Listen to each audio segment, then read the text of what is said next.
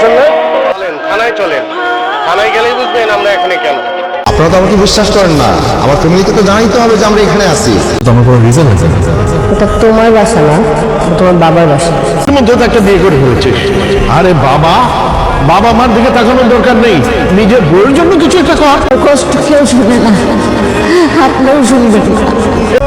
আমার স্বামী বুঝছস, পেটের থেকে নিউমোনিয়া নিয়ে জন্মাইছিল।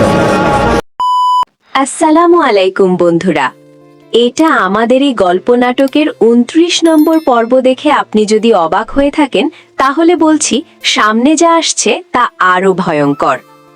29 নম্বর পর্বে আমরা দেখলাম সায়রা সবার সামনে ফাহাদ আর মেহেরিনের অতীত সম্পর্ক ফাঁস করে দিয়ে পুরো বাড়িতে আগুন লাগিয়ে দিল। এক মুহূর্তেই বদলে গেল পরিবেশ। মেহেরিন যে ফাহাদের এক্স গার্লফ্রেন্ড ছিল, এই সত্য প্রকাশ পাওয়ার পর সামির আর মেহেরিনকে যেভাবে অপমান করে বাড়ি থেকে বের করে দেওয়া হলো, সত্যিই সেটা ছিল অসম্ভব কষ্টের একটা দৃশ্য। কিন্তু গল্প এখানেই শেষ নয়, আসল খেলা এখন শুরু।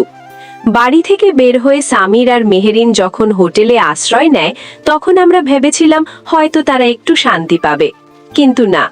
30 নম্বর পর্বে দেখা যাবে হঠাৎ করেই পুলিশ এসে হোটেল থেকে তাদের ধরে নিয়ে যাচ্ছে। এখন প্রশ্ন হলো, পুলিশ কেন এলো? কে দিল অভিযোগ? এটা কি শুধুই কাকতালীয়, নাকি সায়রার নতুন কোনো চাল? ইঙ্গিত বলছে সায়রাই হয়তো মিথ্যা অভিযোগ বা সাজানো তথ্য দিয়ে পুলিশকে ব্যবহার করেছে। নিজের অপমানের প্রতিশোধ নিতে সে কি এতটাই নিচে নামতে পারে?